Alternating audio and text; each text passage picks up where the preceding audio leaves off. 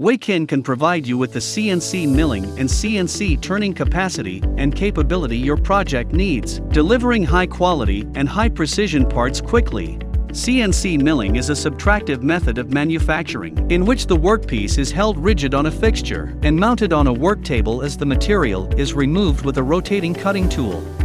And CNC turning is the process of remove material from a rotating workpiece using the linear path of tools on a CNC lathe.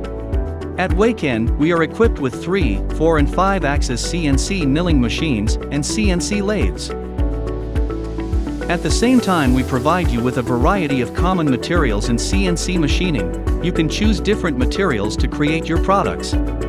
Multi-stage machining can be performed in one clamping in CNC machining. Make your parts faster by machining multiple surfaces at once with a 5-axis CNC. By milling and turning, the parts are characterized by high dimensional stability, high repeatability, and high machining accuracy, guaranteeing you a tolerance range that meets your requirements.